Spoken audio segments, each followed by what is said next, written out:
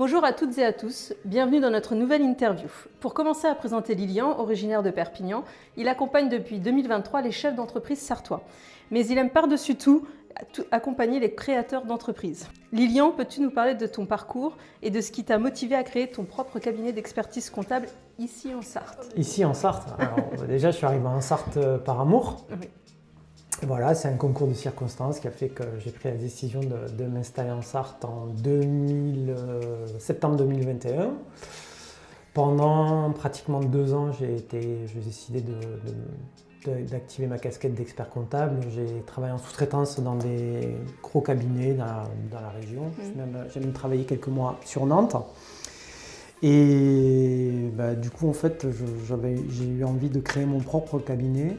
Un petit cabinet avec une relation privilégiée avec les clients, voilà, basé sur un vrai accompagnement. Et pour les accompagner comme tu l'entendais. Voilà, comme je l'entendais moi, tout simplement. Et pourquoi avoir choisi l'emplacement actuel et sur quels critères? Pourquoi par exemple tu n'es pas parti, vu que tu disais En fait, aujourd'hui c'est un équilibre entre ma vie privée et ma vie professionnelle. Et en fait, ici on est chez moi, donc, dans une partie de ma maison, c'est à l'extérieur. Voilà, c'est aussi le moyen de préserver un équilibre et aussi de me déplacer chez les clients. C'est ce que j'aime aussi pour aller les rencontrer, discuter, échanger avec eux. Voilà, proximité client. Quels ont été les principaux défis auxquels tu as été confronté lors de l'installation de ton cabinet? Le premier défi, c'était de trouver quelqu'un pour faire de la paye, parce que ce n'était pas du tout mon domaine de prédilection. Et j'ai récupéré un dossier très très vite, beaucoup plus vite que ce qui était prévu. Donc sous 15 jours, il a fallu organiser une reprise du dossier paye. Et puis moi, c'était hors de question que je gère ça. Donc j'ai fait appel à un gros cabinet lillois, on va dire, qui faisait beaucoup de publicité.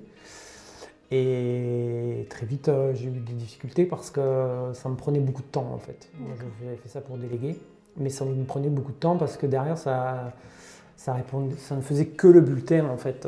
Je ne répondais pas du tout aux questions des clients, ni aux problématiques diverses et variées. Pas d'accompagnement vraiment aucun client. Accompagnement client. Voilà. Alors du coup, quelle stratégie tu as mis en place pour attirer tes premiers clients? J'ai beaucoup utilisé Google honnêtement. Je me suis servi du référencement Google et puis le bouche-oreille en fait. C'est vraiment le bouche-oreille qui a fait que... Ton premier client du coup, c'est lui qui est venu vers toi? Ouais. C'est ça. Tu n'as pas fait de prospect, tu n'es pas allé... Après, je suis passé par une sous-traitance en ligne qui aide à faire de la mise en relation. Ça m'a permis d'acquérir mes 10 premiers clients. Donc ça, c'était en fin 2022 et aujourd'hui, je suis à 120 dossiers. Belle progression. Ouais, c'était pas mal. C'est pas mal. Et du coup, comment tu gères la croissance de ton cabinet? En fait, j'y vais petit à petit. Parce que je veux prendre le temps de bien accompagner les clients, de bien suivre et surtout si on veut que le dossier se passe bien, je pense qu'il faut savoir consacrer du temps au début aux clients, les accompagner et puis après au fur et à mesure ça prend un petit peu moins de temps, les clients sont moins chronophages. Voilà, c'est surtout une question au début d'accompagner, d'être là, présent, de répondre. Pourquoi tu as décidé d'externaliser la gestion de la paye? Et du coup, donc tu as expliqué les problématiques que tu as pu rencontrer avec le premier prestataire de paye. Et du coup, quels ont été les avantages que tu as pu constater depuis que tu externalises avec nous, en fait, avec Pay & Co? En fait, avec Pay & Co, pour moi, l'avantage, je suis beaucoup moins sollicité. Beaucoup moins en fait, et puis je renvoie vers moi sur toi, Jennifer. Et je sais que tu as un vrai pilier et en même temps j'ai à 300% confiance et je sais que tu es toujours là pour conseiller mes clients au mieux, tel que moi, tu fonctionnes comme moi en fait et tel que moi je le ferai et ça c'est génial et je suis ravi. Là-dessus, on se complète bien. Tu réponds, tu les conseilles, et ça c'est génial. Et même pour toi en fait. Et pour moi, je vois les mails passer et tout, et c'est vrai que tu es très, très présent aussi et très... J'essaie de répondre et d'être actif quoi. On se complète bien. Ouais, c'est vrai. Alors, est-ce que du coup, externaliser a impacté ta productivité?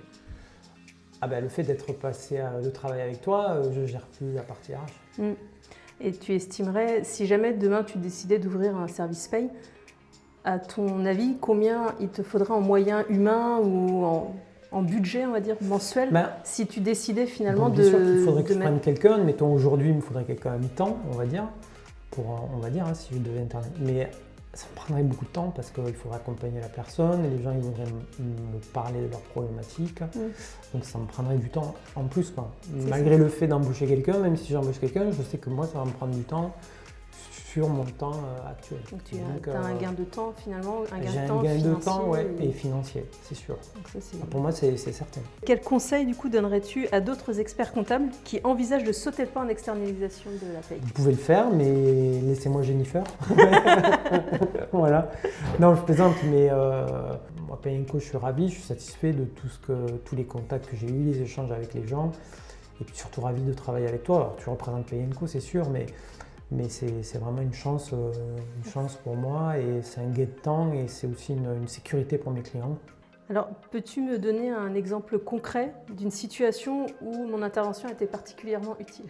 Alors, elle a souvent été utile, toujours été utile, mais je vais te donner un exemple que j'ai en tête. Là, récemment, on a eu un problème avec une vétérinaire sur de la médecine du travail, sur sa facture de médecine du travail, qui d'ailleurs pour moi est fortement élevée, la médecine du travail, ça serait vraiment à revoir. Mais bon, là, du coup, c'était vraiment élevé. Et elle, c'était vraiment très élevé, et c'était moi qui avais dû gérer ce problème-là. Je perds 1 heure, 1 heure et demie en fait, entre appeler la médecine du travail, appeler la cliente, voir, refaire les déclarations, etc. etc. Et c'est des choses qui, pour moi, sont...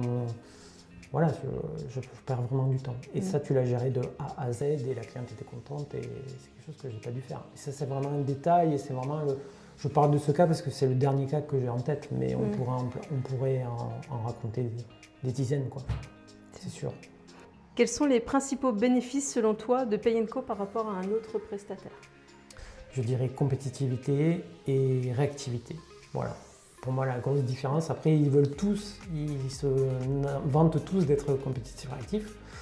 J'ai testé et je l'ai vraiment trouvé chez Payinco. Alors, comment envisages-tu notre collaboration à l'avenir? Qu'est-ce qui t'a le plus marqué dans notre collaboration et quels seraient les points d'amélioration à voir? Moi, ce que j'aime le plus dans notre relation, c'est ton autonomie, ton savoir-faire, ta compétence, qui est indiscutable. Vraiment, tu es top. Et les clients me le disent. Puisque c'est eux qui sont juges, hein, c'est même pas moi, c'est eux. Et donc, on a un retour hyper positif, et ça, c'est génial.